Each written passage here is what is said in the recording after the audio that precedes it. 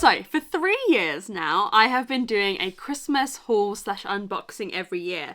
The past 2 years, they've been like unwrapping my Christmas presents together. The first year was just like, oh, this is what I got for Christmas. But the past 2 years, I've done like unboxings and unwrappings and opening my Christmas presents, my book, Christmas Presents with You. And before we do that again next week after Christmas, I thought we could go back and look back at the old ones and see what I've got for Christmas every year in terms of books.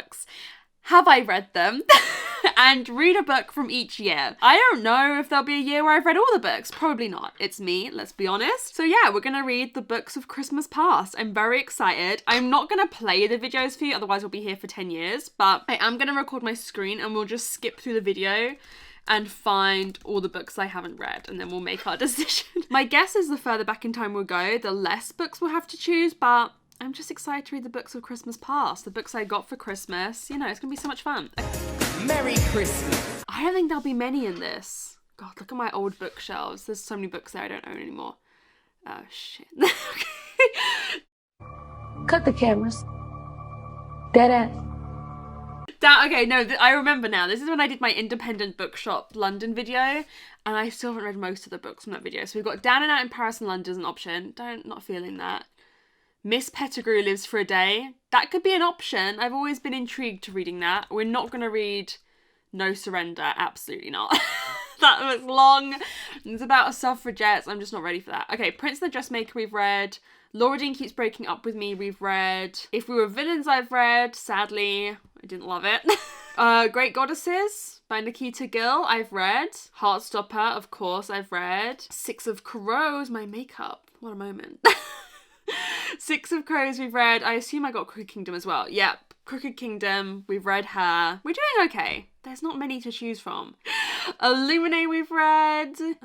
Anything else? Oh, Haven't You Heard? I haven't read. I don't know if I'll read that now. That's like non-fiction around politics and the relationship between journalism and politics in the UK and how those power structures work. I'm still very interested in reading it, but I don't feel like that's Christmas vibes. And then Middle Game I've read. Oh, hey, Kayla.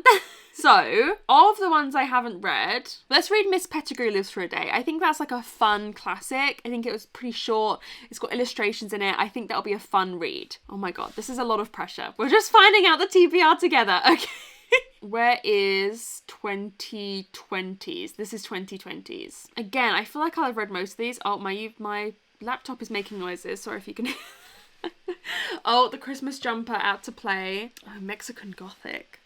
I don't think I'm going to read Mexican Gothic. I mean, unless it's the only one I have a choice. I haven't read it, but I just read Velvet Was a Night by Silvia Moreno Garcia, and I didn't love it. And I knew it was probably the one I was least likely to love, but I feel like it's too soon to read Mexican Gothic. I feel like it would be at a disadvantage because I might like associate her writing style or something with not liking Velvet Was the Night. So unless it's the only one, I don't think we'll read that. King of Crows we've read. Oh, The Gilded Wolves by Roshani Chotsky I haven't read. I don't really want to read that either because that'd be starting a new series and I don't want to do that right at the end of the year. Let's not do that. God, I actually feel like I'm going to throw up. I feel like I'm not doing a very good job of talking to you because I feel sick. Mystery of the Blue Train we've read. Fitbit advert. I feel like I shouldn't have to watch the adverts. It's me. Slowly but surely you start to realise, actually, I can't nip to the garage in my pyjamas anymore for a pint of milk, even if I want to. Stalking Jack the Ripper I've read. Oh no, wait, no, I must have, yeah, okay, I got gifted Hunting Prince Dracula. I've read that. I need to continue with that series. Oh, we've got presents. Disfigured I've read. Oh yeah, Nicole gifted me Strange Case and Sinister Mystery, which I've read. When the Tiger Came Down the Mountain by Nevo, I have read. We're doing pretty well. Forgotten Women the Writers I've read. I've read a lot of these. Only Good Indians I've read. Year of the Witching I have read. King of Scars I think that is. Yeah, King of Scars I've read. Come Tumbling Down I've read. We're doing a great job. Is that Over the Woodward Wall? Read that. Listen, I've read so many of these, but that means I might have to read freaking Mexican Gothic or the Gilded ones, which I don't want to read. Hand on the Wall, I think, by Maureen Johnson, that is. Yeah, I read that. Oh, okay. Waking Gods by Sylvain Neuvel. I haven't continued on with this series. I always don't know what to do about this because I got Only Human as well, the sequel. I didn't vlog the first one when I read it, but I read it in 2020, and like most of you like weren't around then anyway, so it doesn't matter if I vlogged it. But I'm like, I didn't vlog the first one, so people won't be interested to know what I think of the sequel. But then I don't really read stuff that I don't vlog anymore, so maybe that could be an option. You guys, I'll give you I gave the first one 5 stars. I loved it. It's like a full cast audiobook. It's sci-fi. I really like Sylvain Neuvel's writings. I guess that could be an option. The Deep by Rivers Solomon, I've read. Supernova by Marissa Mayer, I've read. Weight of the Stars, I've read. I read so many of these. Oh, I haven't read The New Jim Crow yet, but again, I'm not in the mood for non-fiction right now. I need quick, fun reads at the end of the year. Thursday Murder Club, wow. Moments that preceded important events in history is this. That's history. The Couple Next Door, I have read. Oh, Fountains of Science by Rita Spettis, I haven't read. I've still never read Rita Spettis, but I feel like that's not for right now. I think that's it. Okay, I'm gonna go with Waking Gods. I know you'll be mad at me and people will be like, read Mexican Gothic, but I feel like now isn't the right time, you know? I'm going to read Waking Gods and I think that'll be really fun. I'm really excited to make progress in that series because I've been wanting to read it for so long. And then I'll just read the third one and then the series will be done. Okay, here is last year's. Now this one, I feel like there's quite a few I haven't read, so we're going to have a lot of choice. I'm really excited to read Waking Gods now. That's got me in the mood. Oh, she looked cute on this Christmas. I'm actually a similar makeup look this year. Oh, My Heart is a Chainsaw I haven't read. Okay, number 1. Finley Donovan. Okay, we're not reading that yet. That's next year. That's I feel like that's early year next year. I'm going to read that finally and you guys can all get off my back. But that's not now. Caraval, or I'm not starting any series now, okay? We're not reading any books that means I have to start a series. That they immediately get turfed out, basically. Unwell Women, we know I want to read that so badly, but again, just not for end of year vibes. Oh, Girls of Fate and Fury. I haven't read it. I feel nervous about that. Oh, I'm not in the mood. As much as it would mean finishing off a series, I'm not in the mood. The Christmas Murder Game. See, I haven't read that, and obviously that is a Christmas book. See, I was going to be doing a video where I solved this, but I'm debating not doing it. I don't think I have time to do it anymore. I was going to do a whole vlog this Christmas. I'll have to think about that. We may not make a decision in this clip of what I'm going to be reading for this vlog, because it may be that, but it depends on whether I still want to do that video or not. Okay, In My Dreams I Hold a Knife I have read. That's Your Guide to Not Getting Murdered in a Quaint English Village. I have not read that yet, but that's for a later video.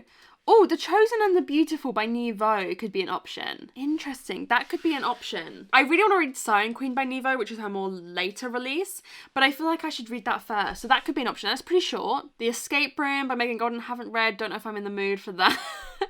True Crime Story, I've read. Jade War, I've read. A Spindle Splintered, I've read. Velvet Was the Night, I've read. Oh, Blood Like Magic, I still haven't read, but that's starting another series. Peril at End House, I've read. I'm feeling like The Chosen and the Beautiful or The Christmas Murder Game. I'm gonna have to think about whether I'm still gonna do that video or whether I'm not. I don't know if I'm gonna have time to do it, so I need to sit down and think about what's realistic, and maybe I just read that in this video instead, and I don't do that whole solving the video for it because I don't know if I've got time to do it. So we're definitely going to read Miss Pettigrew Lives for a Day and Waking Gods, and then we're either going to read The Christmas Murder Game or Chosen and the Beautiful. I haven't decided yet, but let's go ahead and start reading Miss Pettigrew and I'll tell you later on what I've decided.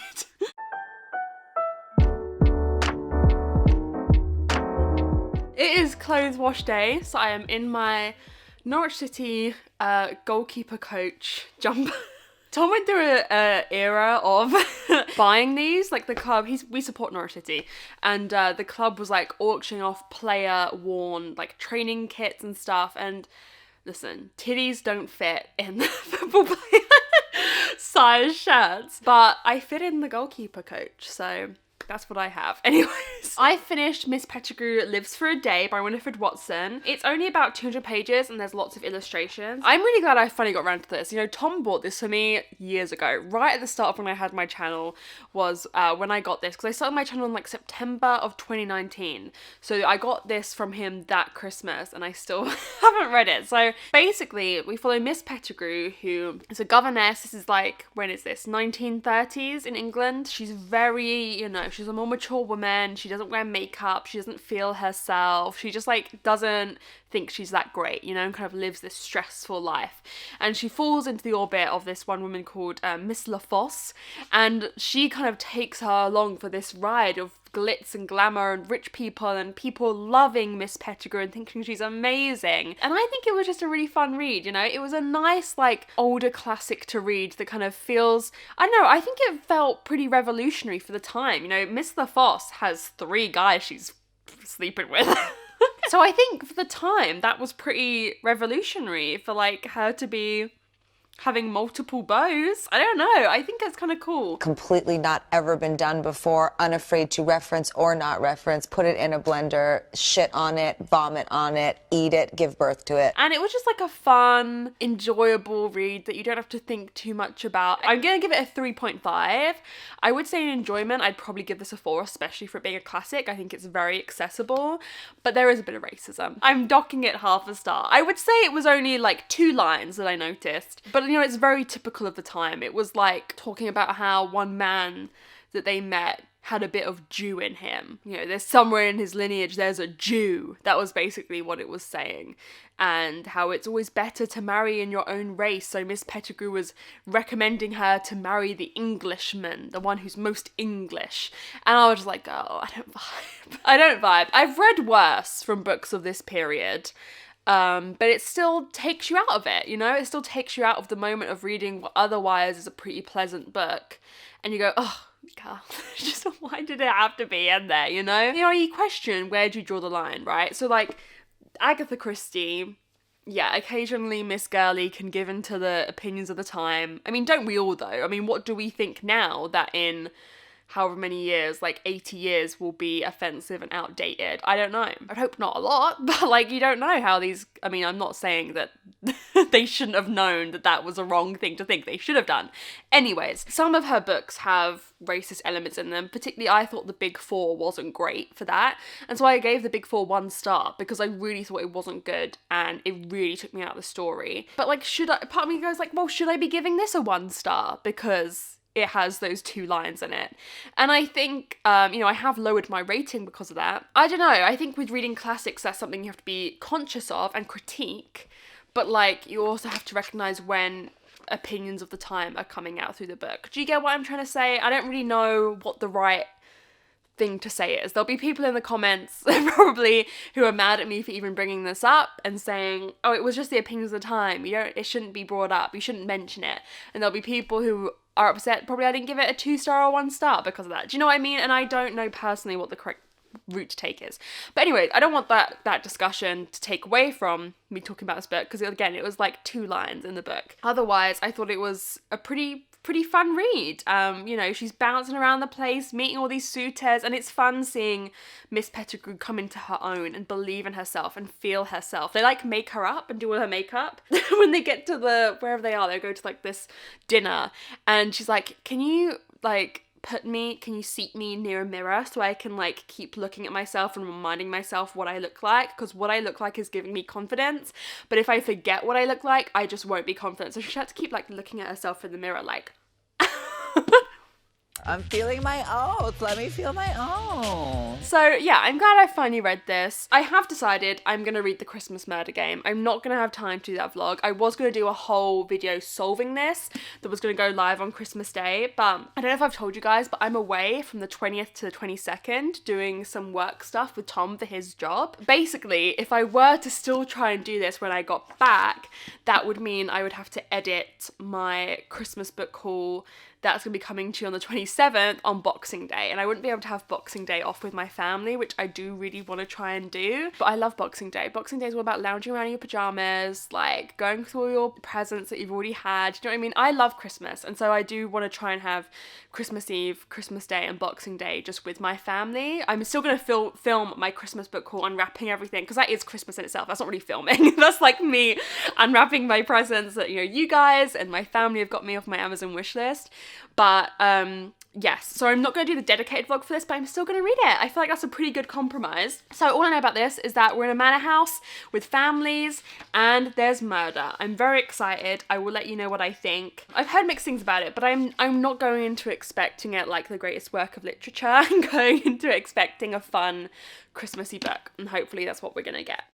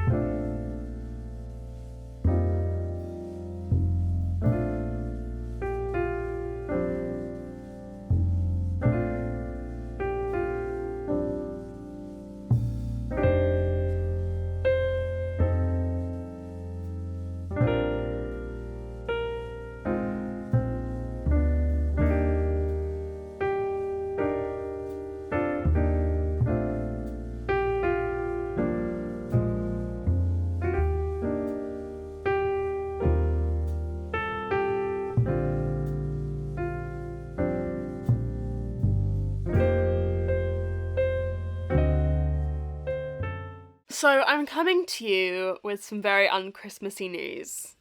I'm DNFing it. I love you. I love myself too. I'm going to bed. I know what's good for me. I'm going to bed. I feel like I don't usually DNF, but like the dam, is it that right? The floodgates have been opened a bit. Like I DNF Daisy Darker, I'm DNFing this. Like I feel like I'm DNFing a lot more. So here's the thing. This is a Christmassy murder mystery with a game within a game. You have to like, the author, oh, good thing I found my bookmark.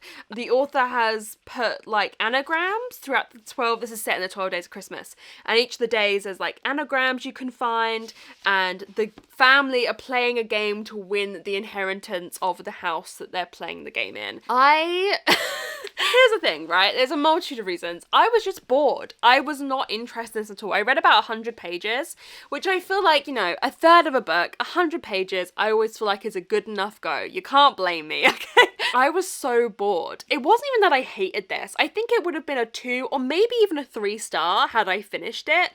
Probably not a 3-star, probably just a 2. I didn't even dislike reading it. I wasn't like, oh, the writing's so bad or whatever. I could not care less. I could not care less about what was happening, about any of these characters. It's all like cousins coming together who hate each other. The main character's mother died at the estate many years ago. I just was bored and I was like, I'm not interested in reading this. And it wasn't giving me any Christmas vibes. It was not even really Christmas. The parts I read were set on Christmas Eve and Christmas Day. Nothing Christmassy happened. No Christmassy descriptions, no Christmassy murder stuff, nothing.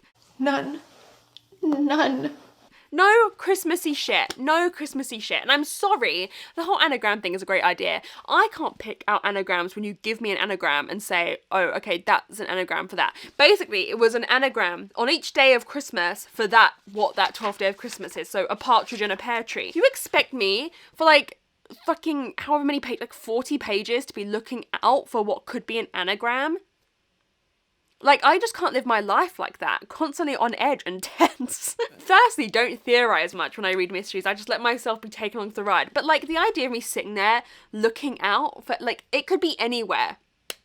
These days of Christmas can be, like, 40 pages long, 50 pages long, and you expect me to be, like, looking out for partridge. Like, I can't get anagrams when they're put in front of me. And I think perhaps, I don't think I would have DNF'd this were it not Christmas, which I know is, you know, is a Christmas book. But I think if I was reading it another time of year, I would have just stuck it out. But like, time is precious right now.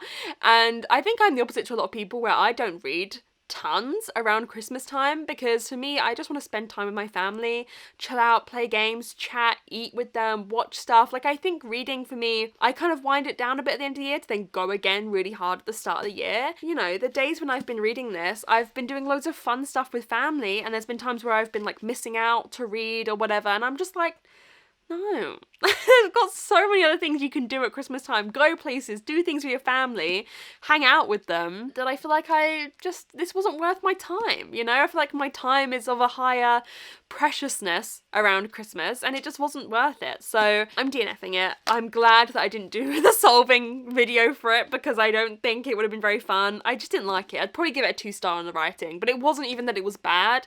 I was just completely like checked out from the beginning. It didn't do anything to grab me at any point. So yeah, a bit of a dud. A little bit disappointed.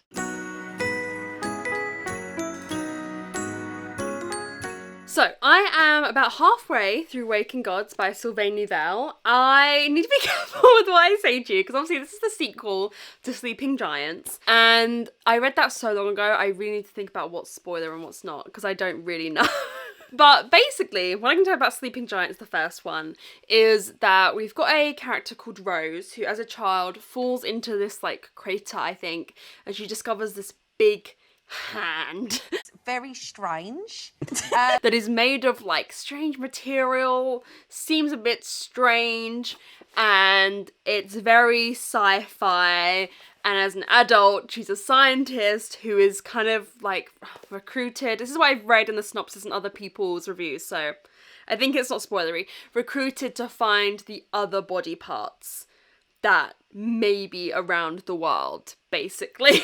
And I was so worried about going into this and like not remembering anything, but I read a good recap and I was like, right, okay, I'm ready to go. And then this book actually starts 10 years after Sleeping Giants ends, which was great for me because it felt like we had to relearn all of our characters and relearn where they are at this point in time before the book really moved on. So I feel like it actually gave me a good grounding for where this story was beginning. What is so unique about this series is that it is mixed media. It's told through a series of interviews. We've got some other stuff like TV reports, but mainly interviews with this kind of nameless interviewer who's very mysterious and seems to have a lot of power. With all the other characters, they all kind of have discussions with him and their files in this. And the audiobook is incredible. If you're gonna read this, listen to the audiobook, because it is full cast, and let me tell you, they are acting.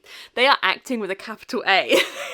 It's so good. This is the kind of book where I'm actually trying to read it quite slowly. I'm not really sitting down and reading it. I'm just listening to audiobook whilst I do other stuff, because that's the perfect speed. But if you go too fast, you kind of lose their I don't know, tone and stuff a little bit.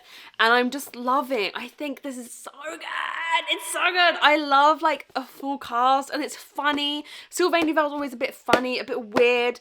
It's pushing the boundaries, and I just like, I can't spoil to you where, you know, what's happening in this, but it feels like we've taken book one and we've upped it. Like book one, you already felt like this is high stakes, like we're dealing with some all-encompassing sci-fi here without spoiling anything. This takes it and times it by 10. Like, it's a really interesting new plot. I'm so glad I picked this up, guys. I remember 2 Christmases ago I would have got this and I was so excited to carry on with the series, and then I just haven't.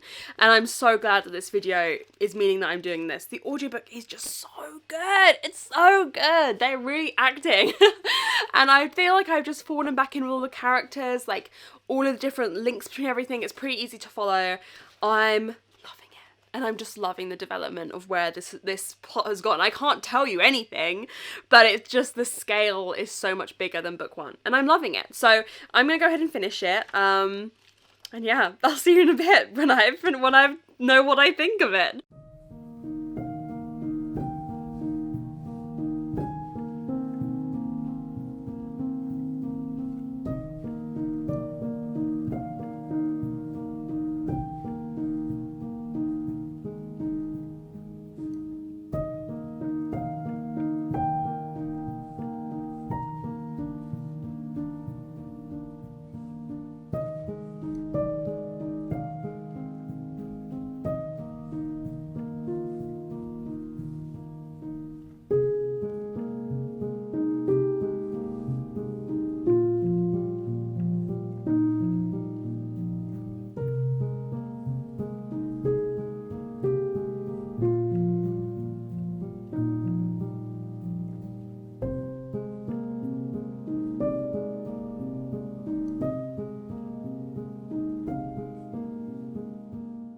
So I finished Waking Gods and I'm gonna give this a 4-star. I didn't enjoy this quite as much as the first book, and I also think the second half of this is weaker than the first half. I've just got to say it, right? I'm not gonna spoil anything, don't stress out. But listen, when you read a sci-fi or fantasy, you know that I think characters are more expendable than like other genres, you know? People can come in out of stories more, but a lot of people can die more, you know, or whatever. And I'm just not happy with some of the character decisions that have been made in this book, because I think it's gonna make the next book way less interesting. And that's kind of why I didn't love the second half of this as much. I'm just like, where do we go from here? Like, what what is interesting about this going forward? I don't know. So I'm dreading the last book a bit because I'm a little bit pissed at Mr. Sylvain? I never know how to say his name. I just accept I'm saying it wrong, like most things that I say. But you know, I think these audiobooks are like second to none. I think the actors, they step definitely up, you know what I mean? The actors in this are incredible. They are so good at setting the scene, at setting the atmosphere. I love it. They're genuinely some of my favourite audiobooks. So I really wouldn't recommend now because the first book I only read by audiobook.